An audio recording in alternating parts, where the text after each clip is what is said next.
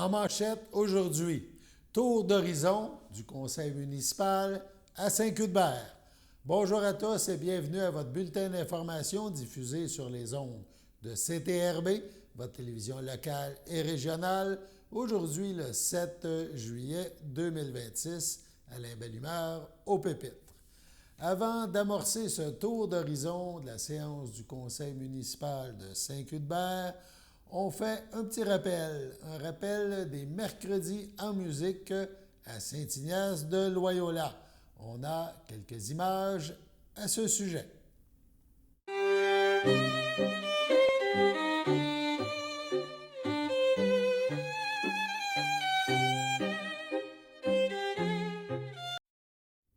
Donc, on vous attend, Saint-Ignace de Loyola, pour les mercredis en musique cet été. On se déplace donc à Saint-Cuthbert pour la séance du conseil municipal. Plusieurs sujets étaient à l'ordre du jour. Il a été question, évidemment, de règlement déléguant le pouvoir d'autoriser des dépenses et de passer différents contrats à certains fonctionnaires. Il y a eu avis de motion. Administration générale, point 4, règlement numéro 375 déléguant le pouvoir d'autoriser des dépenses et de passer des contrats à certains fonctionnaires. Avis de motion. Tu veux en parler? Oui. Dans le fond, c'est le règlement. En fait, c'est pour se mettre à jour. Là. On a déjà un règlement qu'on parle de contrôle budgétaire puis de pouvoir de dépenses. Qui devait être mis à jour notamment du fait qu'on a plus de personnel cadre qu'à l'époque qui a été adopté, puis que les dépenses n'ont plus rien à voir avec la réalité financière d'aujourd'hui. Donc, le nouveau règlement de pouvoir de dépenses, donc c'est pour octroyer à la direction générale 20 000 de pouvoir de dépenses. Et à chacun des personnels cadres, c'est-à-dire la directrice adjointe, le directeur de travaux publics et la directrice du traitement des eaux, 5 000 de pouvoir de dépenses pour les dépenses courantes qui relèvent de leur service. Là, c'est pas, il y a quand même des restrictions qui sont appliquées. Attends un petit peu, je vais revenir. OK.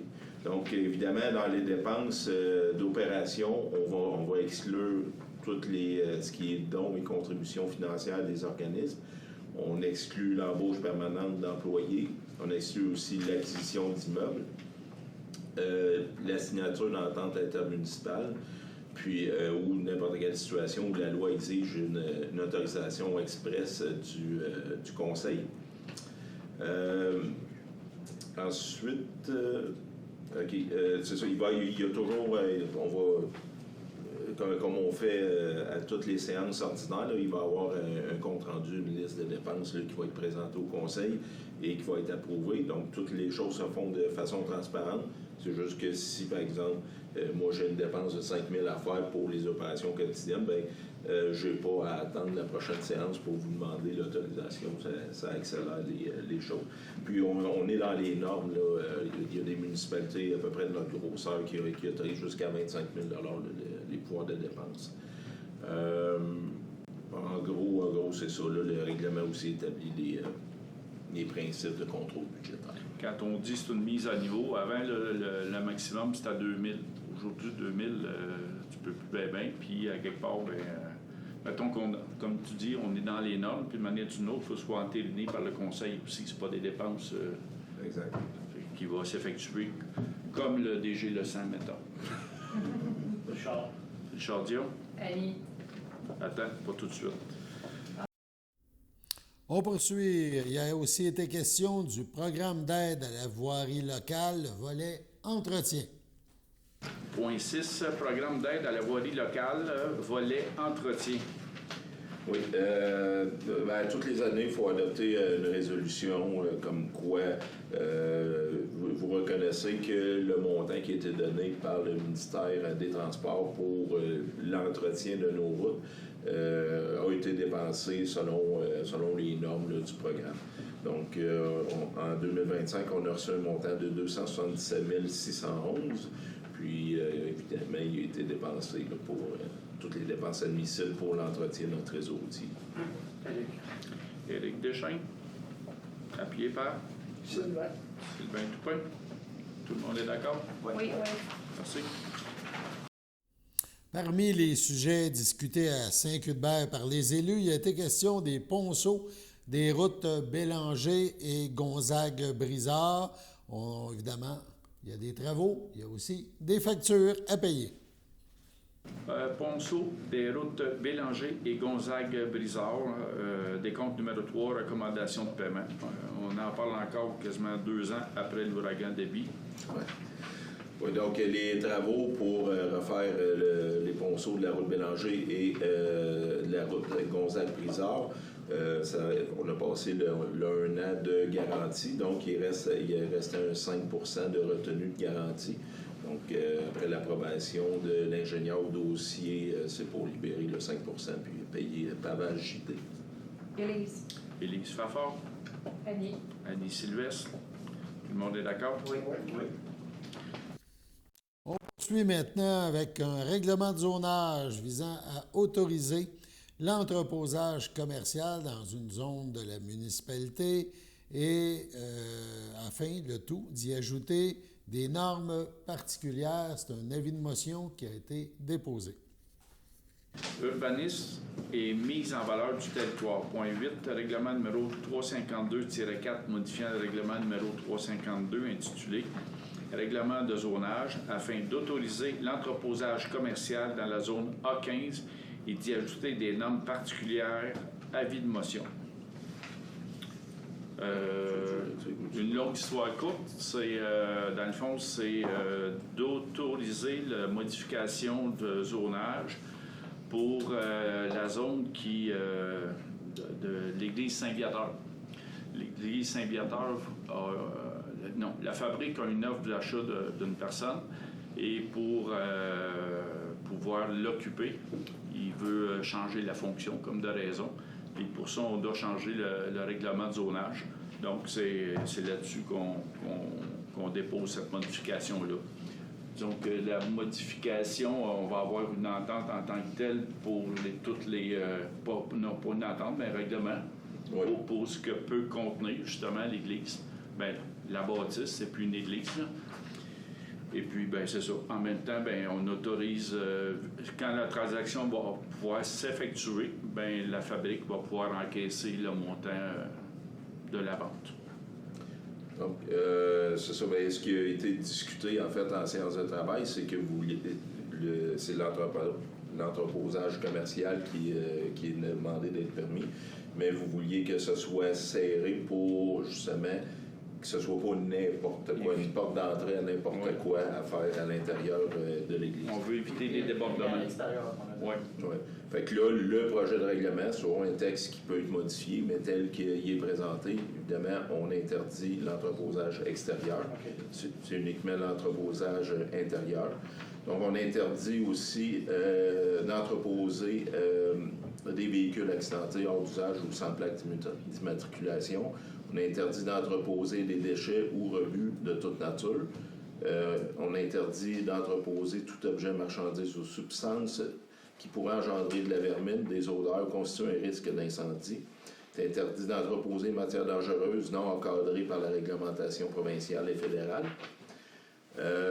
L'entreposage désordonné ou en vrac est interdit. Donc, les biens entreposés doivent être disposés de façon ordonnée et sécuritaire.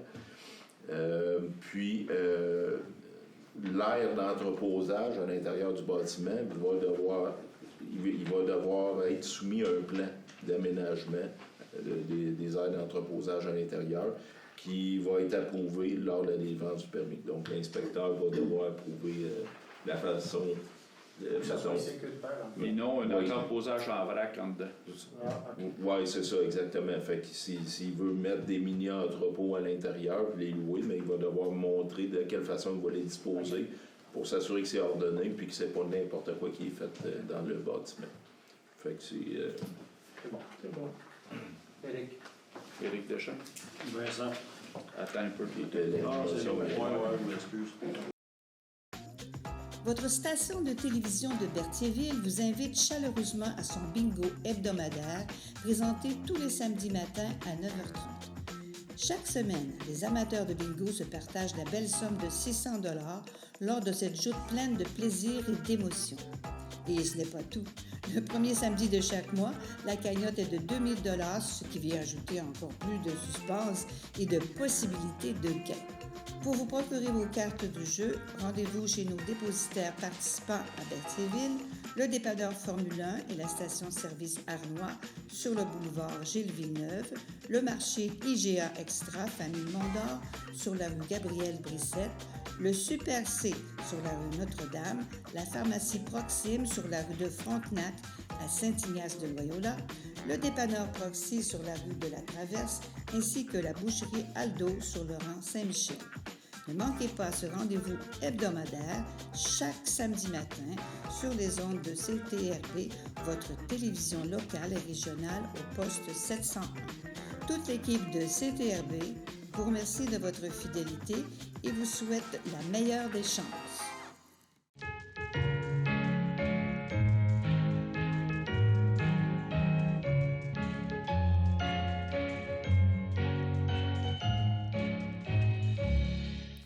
En ce 7 juillet, la FADOC de l'île du Pas souhaite bonne fête à Hélène Caillé, à Alain Laprade et à Bernard Tessier. C'est votre anniversaire aujourd'hui, en ce 7 juillet 2026. Eh bien, toute l'équipe de CTRB se joint à moi et vous souhaite bonne fête. Poursuivons notre tour d'horizon du conseil, de la séance du conseil municipal à Saint-Cuthbert. Cette fois, il est question de nomination des membres du comité consultatif d'urbanisme, le CCU, et une interrogation de la part citoyenne sur le processus de sélection des membres de ce comité. Point 10, nomination des membres du comité consultatif d'urbanisme. Donc, le conseil a reçu les recommandations du CCU, puis on a reçu 7 candidatures. Il a été retenu 5 personnes. Je vais nommer les personnes. Après ça, il va y avoir un tirage au sort pour la durée des mandats. Donc, d'emblée, il y a Sylvain Toupin qui est conseiller au poste numéro 5 qui fait partie du comité, Vincent Bergeron, conseiller au poste numéro 3 qui en fait partie, et les citoyens Benoît Hébert, François Légaré, Eugène Morel, André Désy et Denis Fosse sont nommés comme membres du comité consultatif. Comme on l'a déjà mentionné, il va y avoir une rotation. Le premier, ça va être 2 ans les mandats, mais le premier mandat, il va en avoir qui vont être 1 an. On va faire un tirage au sort pour les 2 premières personnes. Ils vont avoir des mandats d'1 an, puis après ça, ça va rouler tout le temps 2 ans. Toujours 2 ans. Donc, les 5 noms ici. Voulez-vous que je vous nomme les noms pour montrer qu'ils sont tous dedans? François Légaré, Benoît Hébert, Eugène Morel, André Désy, et puis Denis Fosse. Nathalie, veux-tu... Le film Samson Bellard et Bellard. Ouais. Alors, François Légaré. Mandat d'1 an. Et puis Denis Fosse. Denis Fosse, mandat d'1 an. Les autres ont des mandats de 2 ans. C'est noté? Oui.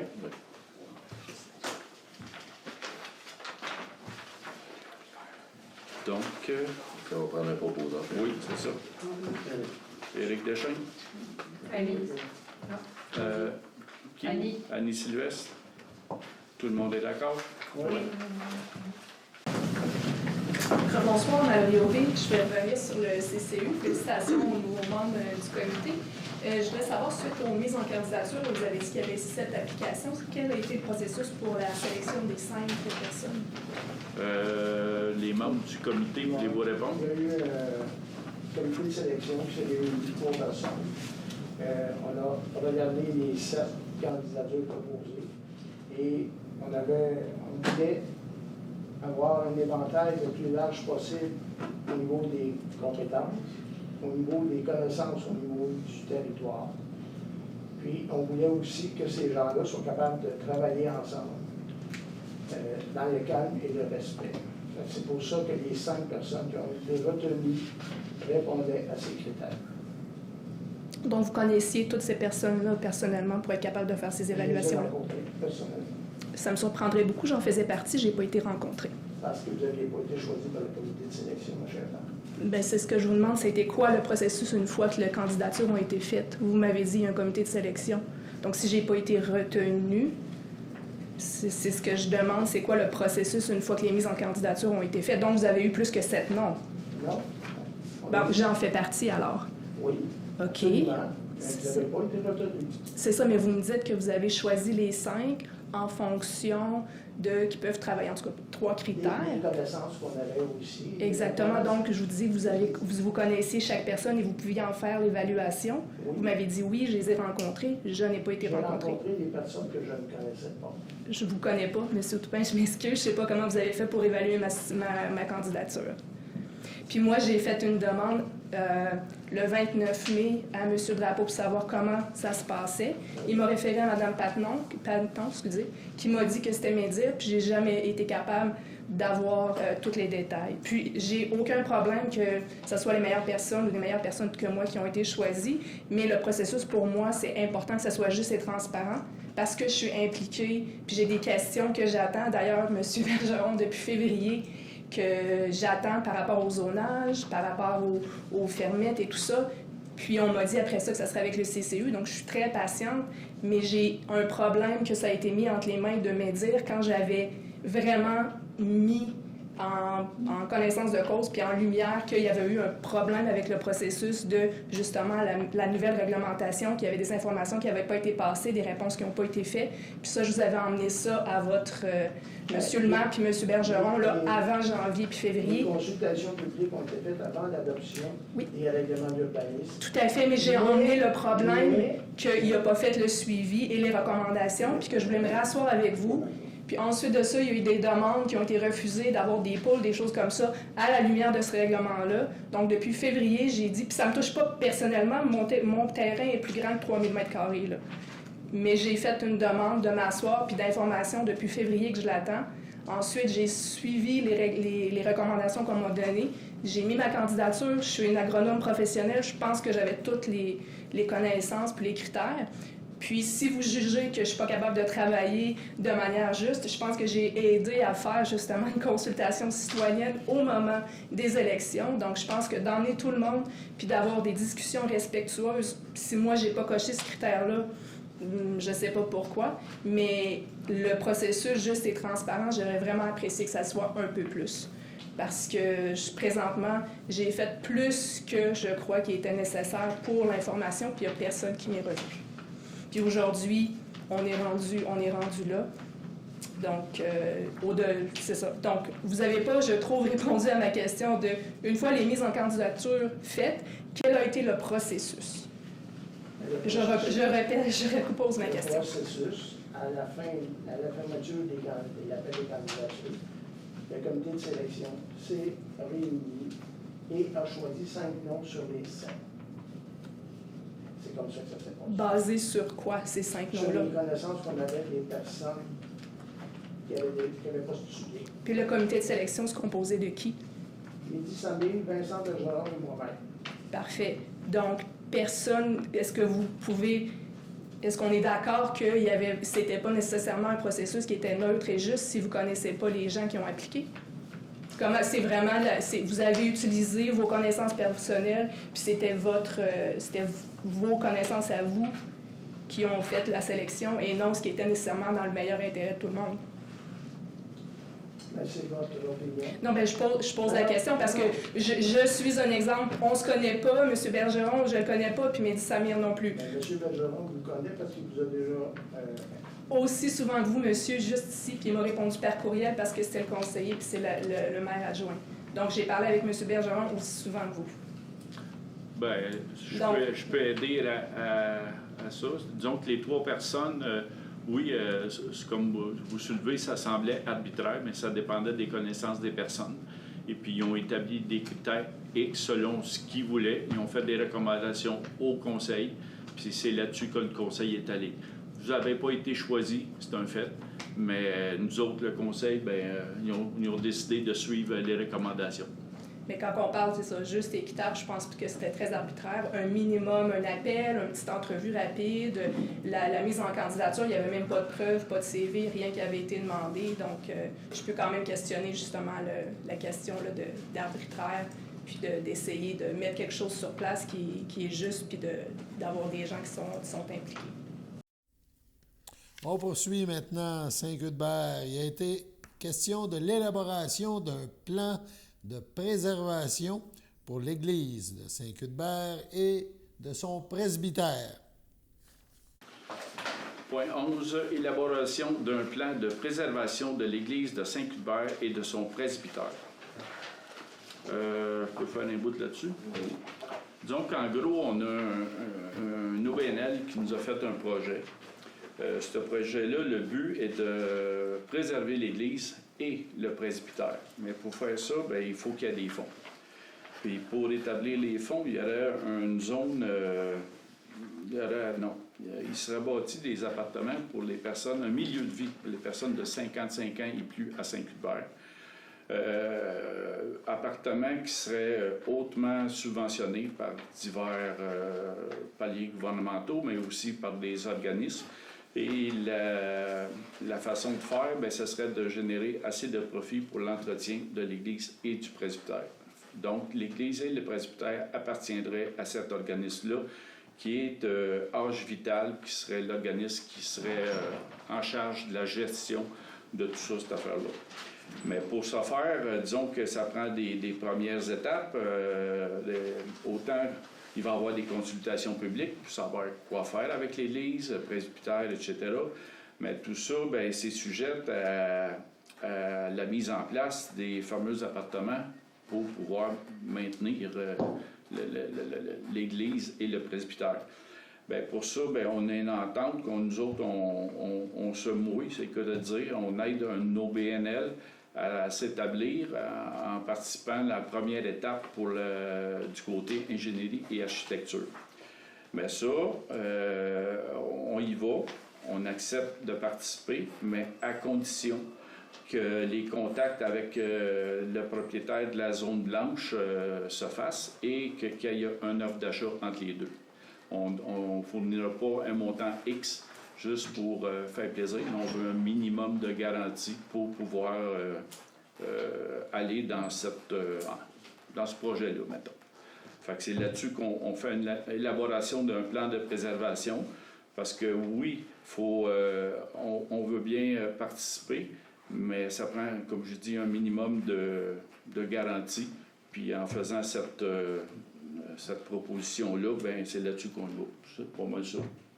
C'est ça. En gros, vous acceptez la résolution, c'est que vous acceptez l'offre de service au montant de 29 000 avant taxe, conditionnel à la signature d'une promesse d'achat acceptée par les deux parties entre Âge Vital et le propriétaire du lot 4261968, ou du moins la partie située de ce lot-là qui est en dehors de la zone agricole.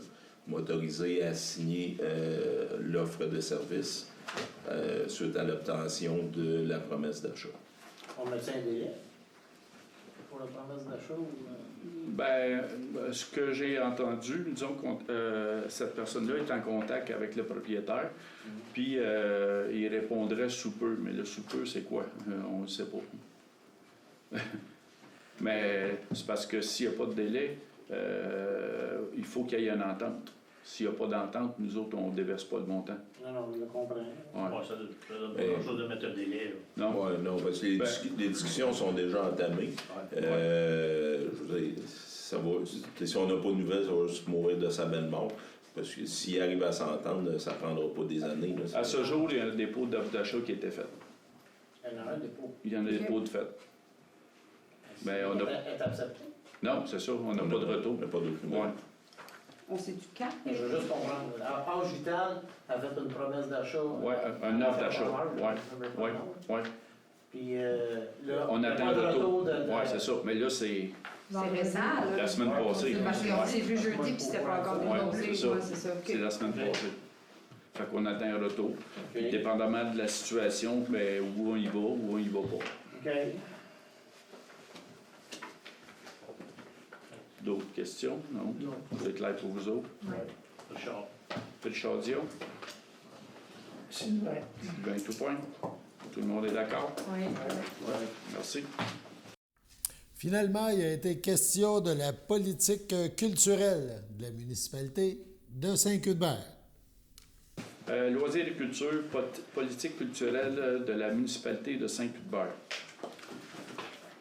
Disons que c'est une politique qu'on a demandé au groupe de Culture Patrimoine de nous préparer après, c'est un petit bout de temps, c'est en 2022. en 2022, c'est ça. Et puis, il y a eu beaucoup de retours, puis finalement, on a lu ça, puis on s'est entendu sur un modèle. Fait que je vais lire quand même les attendus. Attendu que la municipalité de Saint-Cuthbert reconnaît l'importance de la culture, du patrimoine bâti et immatériel, ainsi que les activités culturelles pour le développement et l'épanouissement de sa collectivité. Attendu que le conseil municipal avait donné formellement le mandat à l'organisme Culture et Patrimoine Saint-Cuthbert le 7 mars 2022 de réaliser une politique culturelle pour la municipalité afin d'encadrer et de soutenir le développement culturel de son territoire. Attendu que l'organisme Culture et Patrimoine Saint-Cuthbert a procédé à l'élaboration d'une politique culturelle en consultation avec la population et les parties prenantes locales et a remis un document complet à cet effet. Attendu que la politique culturelle propose une vision claire des principes directeurs, des axes d'intervention et des objectifs destinés à valoriser, préserver et mettre en valeur l'histoire, le patrimoine et la vie artistique de Saint-Cuthbert. Attendu que le document intitulé « Politique culturelle de la municipalité de Saint-Cuthbert » a été présenté au conseil municipal pour étude et adoption. En conséquence, ensuite, ça va être que la municipalité de Saint-Cuthbert adopte officiellement la politique culturelle telle que présentée par l'organisme Culture et Patrimoine de Saint-Cuthbert. Que la politique culturelle ainsi adoptée serve de cadre de référence pour l'ensemble des actions, décisions et projets et soutiens municipaux en matière de culture et patrimoine, que la politique culturelle soit transmise à la MRC de Dautrey et au ministère de la Culture et des Communications du Québec. Donc, en conséquence, il est proposé par Sylvain Toupin, Vincent Bergeron. Donc, tout le monde est d'accord? Oui. On termine en vous présentant la météo, présentée par Théo et Théo.